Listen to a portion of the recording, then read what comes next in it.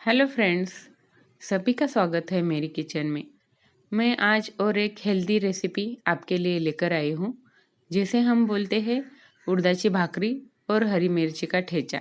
अगर आप weight loss कर रहे हैं तो आप आपकी लिस्ट में ये रेसिपी ज़रूर ऐड कीजिए, क्योंकि ये जितनी हेल्दी है उतनी ही टेस्टी है। अगर आप दिन में एक इसका रोटी या भाकरी खाओगे तो आपको दिन भर भूख नहीं लगेगी। तो चलिए आज इसे उड़दाची भाकरी कैसे बनाई जाती है और उसी के साथ में ही हरी मिर्ची का ठेचा कैसे बनाया जाता है ये मैंने दिखाया है। तो चलिए आज की रेसिपी को हम शुरुआत करते हैं। तो सबसे पहले तो ये उड़द है, जिसे काली दाल भी बोलते हैं। ये मैंने एक कटोरी लिया है। तो इसे हमें एक बाउल में लेना है और इसे सेम क्वांटिटी इसमें हमें ज्वारी ऐड करनी है, जिसे जवार भी बोलते हैं।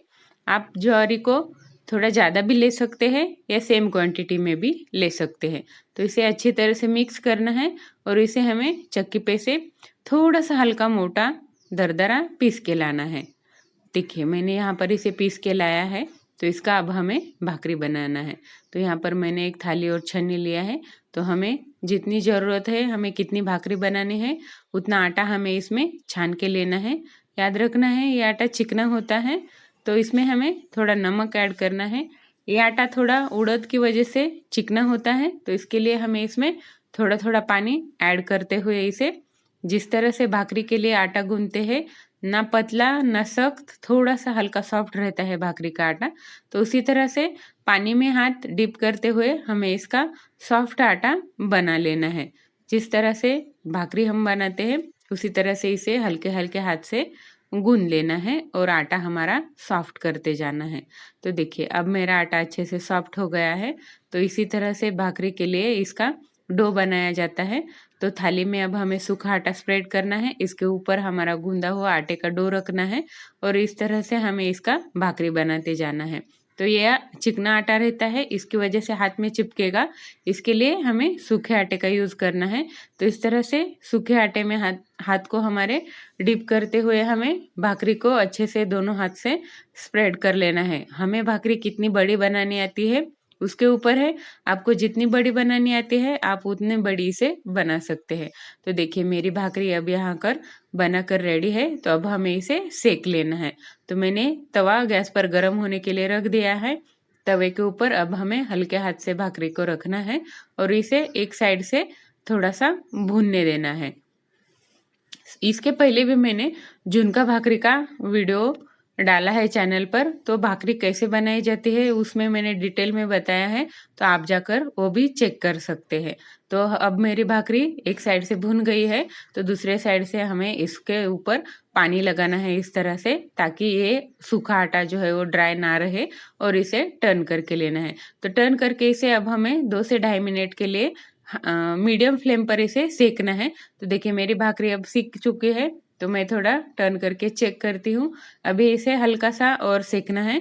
भाकरी कैसे सीखी है या नहीं ये पहचानने के लिए इसके जो साइड वाला पार्ट रहता है वो हल्के से उठता है, वो पैन को छोड़ने लगता है, तब हमें समझना है कि हमारी भाकरी जो है वो एक साइड से सीख गई है। तो देखिए मैंने अब इसे टर्न कर लिया है। तो टर्न करने के बाद में देखिए ये कितनी अच्छे से अपने आप ही फूल गई है। तो इसे हल्का सा चम्मच से और दबाते हुए इसे चारों ओर से फुला लेना है।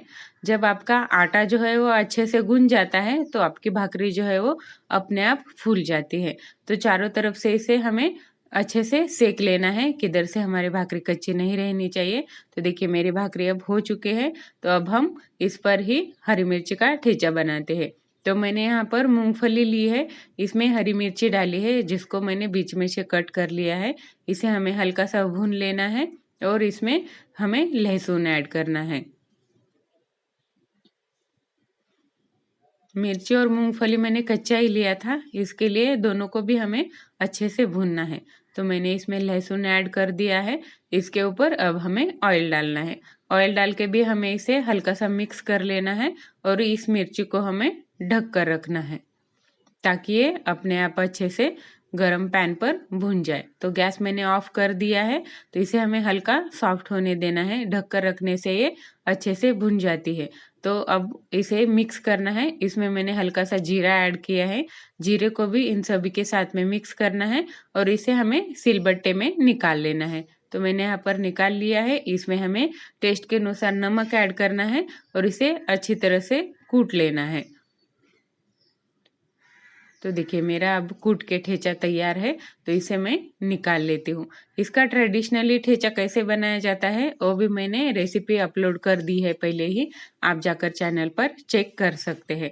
तो देखिए कितने अच्छे से मेरा ठेचा तैयार है। तो इसे खाते कैसे है, तो देखिए इस तरह से थाली में हमारी भाकरी लेनी है, इसी के ऊपर ही हमारा ये ठेचा रखना है। इसी तरह से ही भाकरी और ठेचा खाया जाता है।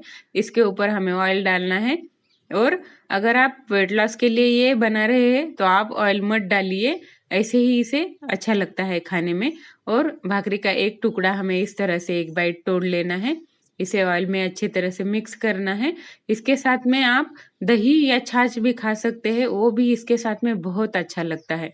अगर आप वेट लॉस कर रहे हैं तो इसके साथ में छाछ जरूर खाइए।